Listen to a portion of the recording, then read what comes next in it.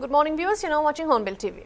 Shrikant Jha, the son-in-law of one of the injured passengers, said the Air India flight experienced severe turbulence around 1.5 to 2 hours after takeoff, causing a sudden drop in altitude for nearly 10 seconds. He said his mother-in-law suffered fractured ribs after being struck by the armrest, while several other passengers were also injured. Jha alleged there was a lack of coordination by Air India and airport authorities upon landing. से हम लोग board किए थे, air India की flight थी और वहाँ से करीब 1.5-2 घंटे हो चुका था फ़्लाइट चलते हुए और अचानक से डिस्टरबेंस हुआ थोड़ा सा, जैसे कि मान लो 10 सेकंड का डिस्टरबेंस होगा और उसके बाद एक झटके में फ़्लाइट काफ़ी नीचे ड्रॉप करी, जिसमें जो भी सीट बेल्ट नहीं था जिनके, वो लोग सारे लोग उछल गए फ़्लाइट में, ऊपर जाके टकराए। जिनके था उनको भी चोट आई, जैसे मेरी मदर इन लॉ मेरे बगल में ही बैठी थी, उनके सीट बेल्ट लगा हुआ था, लेकिन उनके ये जो साइड में जो होता है अपना हैंड सपोर्ट के लिए, उससे काफ़ी चोट आई, तो उनके रिब्स में फ्रैक्चर आया। तो कल हम लोग बाद में हॉस्पिटल गए थे, वहाँ पे जाके पट्टी वगैरह करा के, और उन्होंने बोला कि कुछ इसमें कर नहीं सकते, पेन किलर वगैरह इंजेक्शन दिया, फिर हम जयपुर आ गए। कितने लोग आप गए थे टोटल? यात्री तकरीबन जो थे उनकी क्या स्थिति थी, और भी यात्री आपके साथ में? बहुत सारे लोगों को बहुत चोट आई हुई थी। अभी हम लोग जो देख रहे हैं 5, 10, 15, कहीं पे 17, ये सब नहीं है। एक्चुअली बहुत लोग, ज़्यादा लोगों को चोट आई हुई थी। और सबसे बड़ा प्रॉब्लम यह है कि गिनती इसलिए अच्छे से नहीं मिल पा रही है क्योंकि कोई अरेंजमेंट था ही नहीं, ना एयरपोर्ट अथॉरिटी द्वारा, ना कोई एयर इंडिया द्वारा, कोई भी अरेंजमेंट नहीं था। जब फ्लाइट लैंड करी है, करीब 1.5 घंटे पहले एक्सीडेंट हो चुका था। पायलट को बता देना चाहिए था नीचे कि क्या सिवियरिटी है, लोगों की कैसी इंजरी है। ऐसा हमको नहीं लगता कि नीचे कुछ बताया था, क्योंकि जब हम गए तो क्लूलेस थी वहाँ पे स्टाफ। व्हील चेयर वाले आए थे, व्हील चेयर वाले जब मेरी मदर इन लॉ को लेके जा रहे थे व्हील चेयर में, मैंने उनसे पूछा कि आप कहाँ लेके जा रहे हो? बोले इमिग्रेशन लेके जा रहे हैं। बोले इमिग्रेशन क्यों लेके जा रहे हो? बोले और कहाँ लेके जाएं। उनको पता ही नहीं था कि उनको कहाँ लेके जाना है। They didn't know anything about medical condition है या फिर फ्लाइट में एक्सीडेंट हुआ है, they have to take them to doctor या हॉस्पिटल, कुछ करना है। उसके बाद वहाँ पे हम लोगों को जब तक अपना वॉइस नहीं रेज करो, जब तक बेग नहीं करो, जब तक स्क्रीम नहीं करो, एक बंदा सपोर्ट में नहीं आया। एयर इंडिया का कोई सीनियर स्टाफ नहीं था वहाँ पे, एयरपोर्ट का कोई सीनियर स्टाफ नहीं था वहाँ पे। काफ़ी देर बीतने के बाद, करीब 1 घंटे के बाद, वहाँ पे एयरपोर्ट के जो T3 के हेड हैं, मिस्टर रविशंकर गौर, वो आए। उन्होंने हम लोगों से बात करी और वो हम लोग को बाहर तक लेके गए। उनके टीम ने बाद में हमको सपोर्ट कराया, जो कि एम्बुलेंस हमको हॉस्पिटल लेके गई। लेकिन जब तक वो नहीं आए थे तब तक इट वाज कम्प्लीटली केओटिक, एकदम केओटिक था। कोई भी अरेंजमेंट नहीं था। नॉर्मली ऐसा कोई भी इमरजेंसी हो, अगर पायलट नीचे बता देगा कि क्या प्रॉब्लम हुआ है, तो नीचे एम्बुलेंसेज पहले से प्री अरेंज्ड होने चाहिए, डॉक्टर्स पहले से वहाँ पे स्टैंड बाई में होने चाहिए, वहाँ पे बाकी जनता होनी चाहिए। पानी तक का अरेंजमेंट नहीं था। वहाँ पे जो लोग आए थे, घायल लोग, वो फ्लाइट से उतर के बाहर बैठे, कोई फ्लोर पे बैठा है, कोई कुर्सी पे बैठा है, और वहाँ पे पानी तक का अरेंजमेंट नहीं है। फिर उनको बोलना पड़ा कि पानी तो कोई ला के दो, उसके बाद जाके कोई मूव किया, जाके पानी लेके आया। तमाशा देखने के लिए लोग काफ़ी थे, 50 लोग 60 लोग तमाशा देख रहे हैं एयरपोर्ट के, जो जूनियर स्टाफ होंगे, बट उनको गाइडेंस नहीं, उनको कोई प्रोसेस नहीं है, कोई SOP नहीं है, इनका दिखता नहीं है, या तो इन्होंने उसको एक्टिवेट नहीं किया था। सर, कितनी देर बाद आपकी मदर इन लॉ को अस्पताल लेकर जाया गया नीचे आने के? हम लोग करीब 11, सवा 11 बजे लैंड किए थे और करीब 12-12:30 बजे के आसपास हम लोग को लेके गए होंगे। 12:30 भी नहीं, ऑलमोस्ट 1 बजे, क्योंकि 12 बजे तो हमको चेकआउट कराया था, वहाँ से इमिग्रेशन कराया था। करीब 1 बजे के आसपास हमको हॉस्पिटल लेके गए होंगे। एम्बुलेंस की व्यवस्था भी तत्काल नहीं थी वहाँ पर? एम्बुलेंस की व्यवस्था नहीं थी। बाद में हम अपने साथ सूटकेसेस लेके एम्बुलेंस के बाहर खड़े थे, और फिर ये हो गया कि अब एम्बुलेंस में वो जाएंगी तो हम कहाँ पड़े रहेंगे। फिर हमको किसी तरीके से एम्बुलेंस में लोड किया। अब वहाँ पे सामान भी लोड कर रहे हैं तो कोई हेल्प नहीं कर रहा। करीब 20-40 लोग एयरपोर्ट के खड़े हैं, कोई हेल्प नहीं कर रहा, क्योंकि सब तमाशा देख रहे हैं। तो जो सबसे बड़ा दिखता है कि एयरपोर्ट के अंदर कोई भी अरेंजमेंट नहीं था, कोई इनका एक्टिवेशन नहीं था of taking care of people who been hurt. और वो आके किसी ने भी इस तरीके से ये नहीं किया कि लोग आ रहे हैं अब उनको थोड़ा सा एम्पैथी दिखाएं, उनको चोट लगी है, वो साइकोलॉजिकली स्ट्रगल कर रहे हैं, उन लोगों को थोड़ा सा हेल्प करें, उन लोग को आगे लेके जाएं और पानी दें या फिर बच्चे हैं साथ में उनको हेल्प करें, कोई हेल्प नहीं, कोई सपोर्ट नहीं।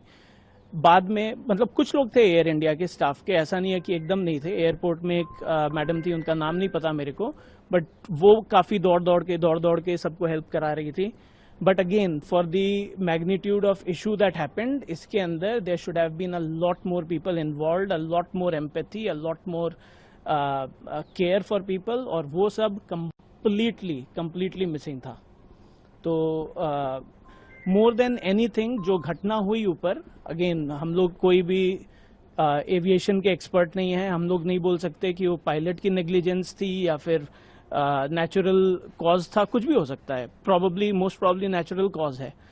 सर मुझको ये बताइए कि आपके साथ टोटल कितने यात्री, मतलब आपकी फैमिली के कितने लोग सब यात्रा कर सकते हैं? हम लोग 6 लोग थे साथ में, मैं, मेरी वाइफ, 2 बच्चे और मेरी वाइफ के पेरेंट्स, हम लोग 6 लोग गए थे साथ में। The MK MPP Wilson alleged that Tamil Nadu leader of opposition Udayanidhi Stalin was detained by police despite a court order granting him protection from arrest. He said the court had directed that Stalin be questioned and released, but claimed he was taken into custody and transported nearly 400 kilometers to Thanjavur, where he was questioned before being released later in the evening. Wilson accused the ruling TVK government of using anti-democratic measures to suppress the opposition voice. Yeah. And your party is still protesting against this? Yeah. Yesterday, the court has directed not to arrest Mr. Udayanidhi Stalin, and despite the court's order, they went and arrested Mr. Udayanidhi Stalin, and he was taken to about 400 kilometers to a police station in Thanjavur, and even though the court directed not to arrest, but they proceeded to arrest and take him to Thanjavur. Thereafter, the court ordered release him after inquiring him. So meanwhile, he was taken to Thanjavur, travelling of nearly 8 hours and 400 kilometers, and he was questioned there, and he was released late in the evening.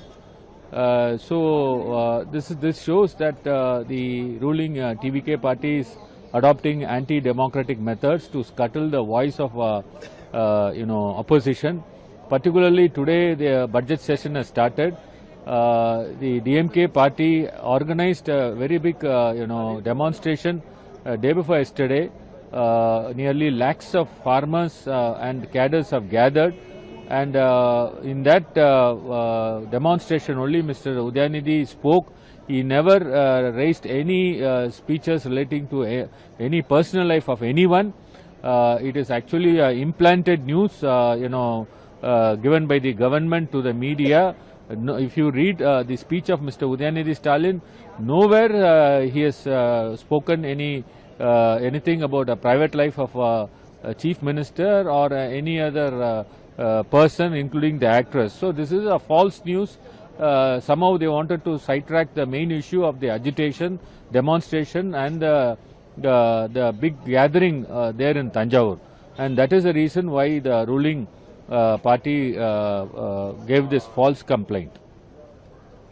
Bajpa MT Jagdambika Pal criticized the opposition for disrupting parliament, alleging that it was deliberately preventing the house from functioning.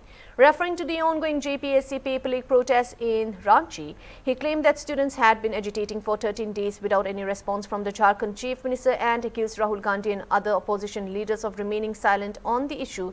Pal further said that in contrast, the Prime Minister and 2 senior union ministers had addressed students concerned and their demands had been accepted, alleged that despite this, the opposition continued to protest and disruptions in parliament. विपक्ष ने जोरदार protest किया है कि अमित शाह को सदन में जवाब देना होगा।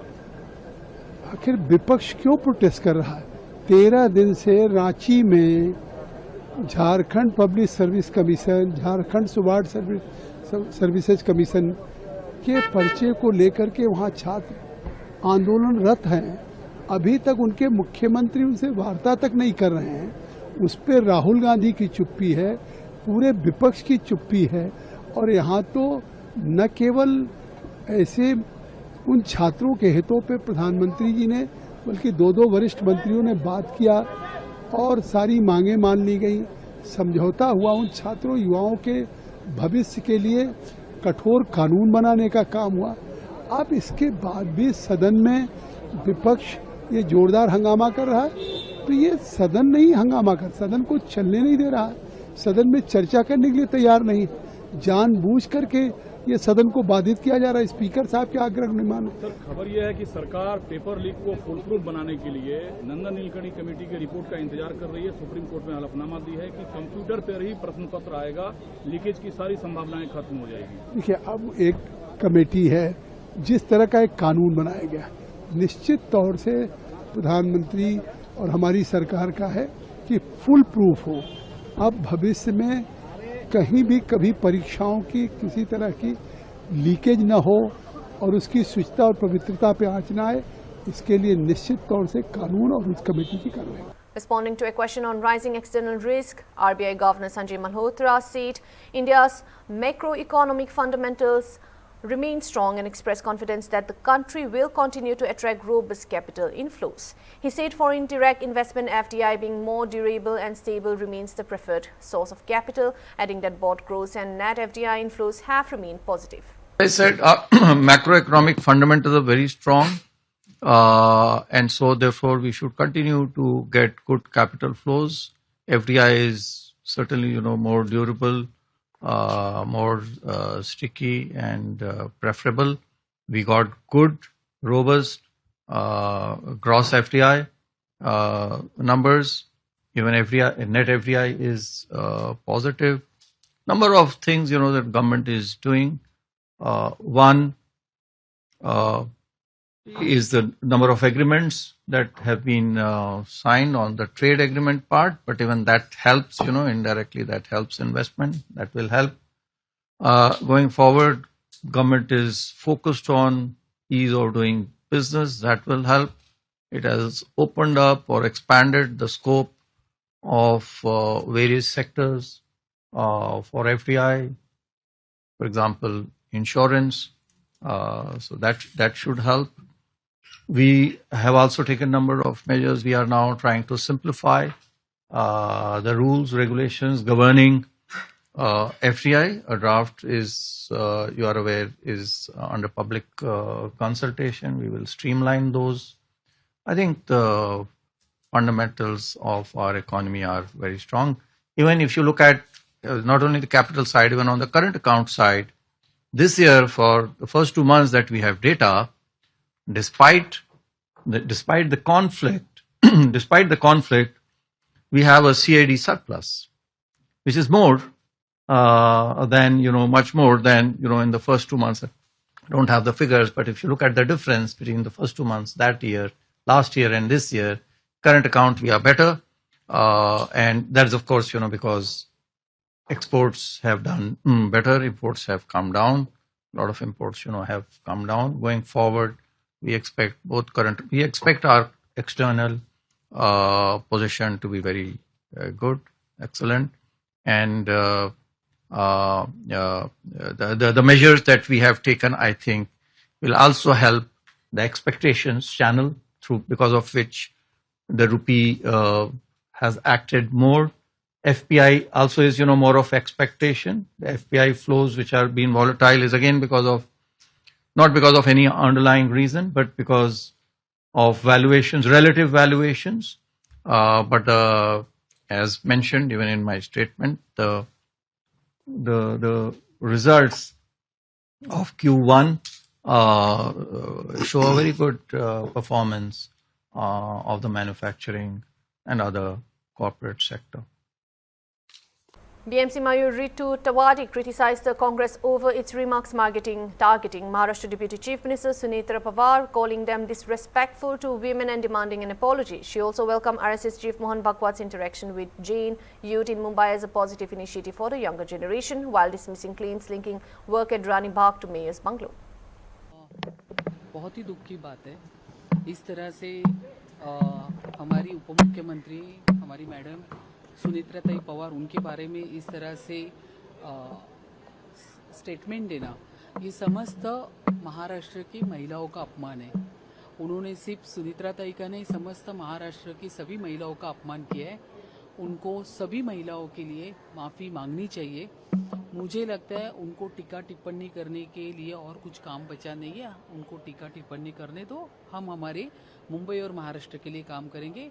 हमारी उप मुख्यमंत्री सुनीत्राताई पवार महाराष्ट्र के लिए, महिलाओं के लिए, बच्चों के लिए काम कर रही है। उनकी मानसिकता कैसे देखते हैं महिला को लेकर, क्योंकि राज्य की पहला उप मुख्यमंत्री है और महिला को लेकर टीका टिप्पणी गुंडी गुड़िया कहना, उनकी मानसिकता क्या दिखती है, कैसे दिखती है? कांग्रेस काल में सम्मानीय इंदिरा गांधी जी, हमारी पूर्व पंतप्रधान, उनके बारे में भी ऐसी टीका टिप्पणी की थी। उन्होंने भी उनकी कर्तव्यकारी से पूरी भारत को उन्होंने देखा है, संभाला है।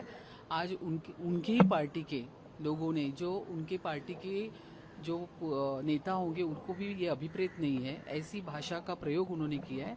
तो मैं इसका निषेध करती हूँ और उन्होंने सुनीत्राताई पवार और समस्त महिलाओं की माफ़ी मांगनी चाहिए। एक और सवाल, आरएसएस प्रमुख मोहन भागवत जी कल मुंबई में जैन जी जो है, जो युवक है, उनको संबोधित करेंगे। मोहन भागवत खुद अब आएंगे और मुंबई के शहर में लोगों को संबोधित करेंगे, कैसे दिखते हैं? जैन जी युवा हमारी देश का भविष्य है और उनके लिए अगर वो वहाँ पे संबोधित करने वाले हैं तो बहुत ही अच्छी बात है। अपनी जो देश की युवा शक्ति है उनको आगे बढ़ाने के लिए इस तरह से मार्गदर्शन शिविर होनी चाहिए और मैं इनका इस विषय का मैं बहुत स्वागत करती हूँ। एक आखिरी सवाल, आपके बोलने पर जिस प्रकार से राजनीति चली, एक लाइन छोटे शब्दों में क्या जवाब देंगे लोगों को? मुझे बहुत बुरा लगता है कि ये फेक नैरेटिव किस तरह से फैलाए जा रहा है।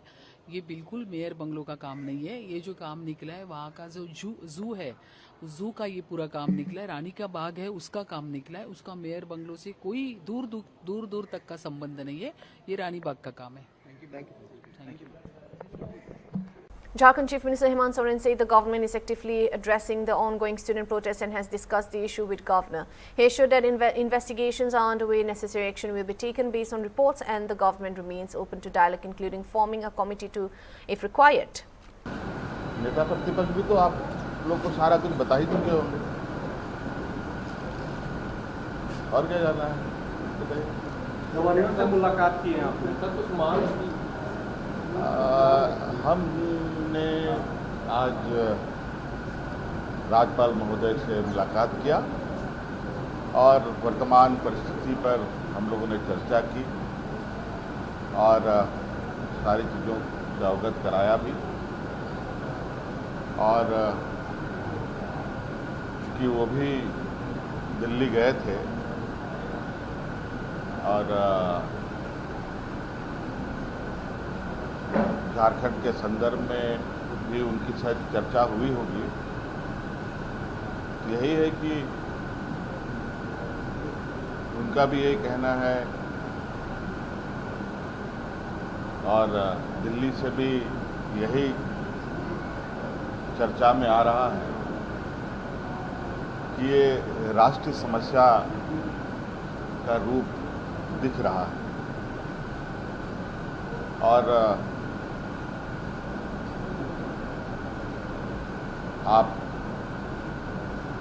कार्रवाई की लगभग कुछ न कुछ जानकारी आप लोगों के पास आ रही है। आप लोग के माध्यम से हम लोग अलग अलग सूचना माध्यमों से देख रहे हैं, सुन भी रहे हैं। उसकी विस्तृत रिपोर्ट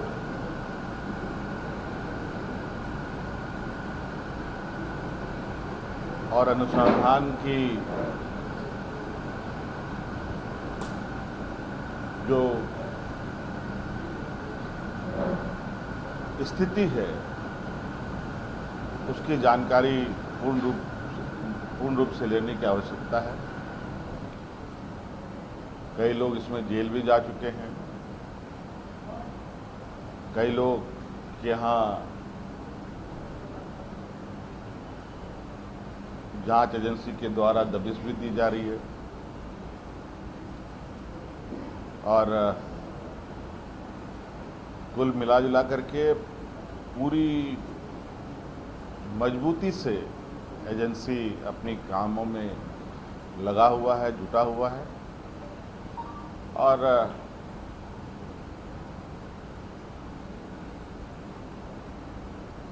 मुझे लगता है कि इस विषय पर हम लोग बहुत कॉन्क्रीट सॉल्यूशन के साथ आगे निर्णय लेंगे। कोई कमेटी बनाने की दिशा में आपकी तरफ से गृह मंत्री और मंत्री की चर्चा आ रही थी आपने? अभी हमारे गृह मंत्री जी से कोई बात नहीं हुई है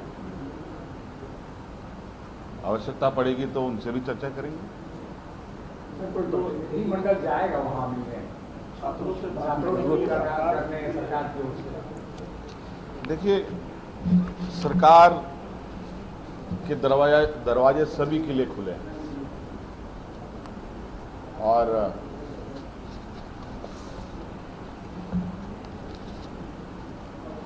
मुझे लगता है सभी लोगों को या जिनकी मांगे सरकार से है वो अपनी बातें रख सकते हैं और निश्चित रूप से उनके विषय अप्रत्यक्ष रूप से तो हमारे संज्ञान में है ही और वो लोग अपनी बातों को रखेंगे तो निश्चित रूप से सरकार उसकी बातों को गंभीरता से लेगी। वर्तमान जो जांच एजेंसी है छात्रों को उन पर भरोसा नहीं है, उन पर स्वतंत्र जांच एजेंसी की मांग कर रहे हैं। बहुत सारी मांगे हैं। अब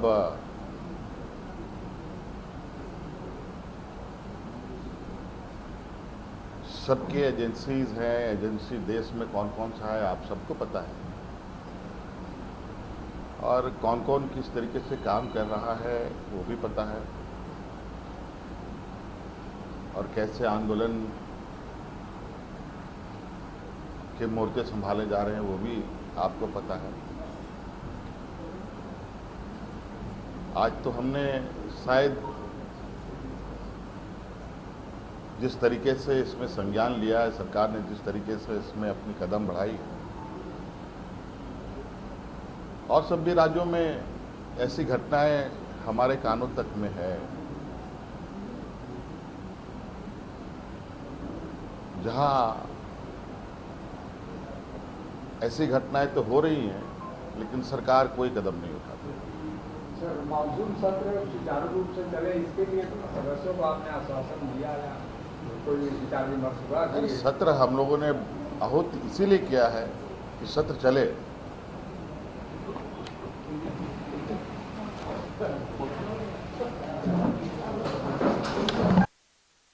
That's all for now. Thank you for watching Hornbill TV.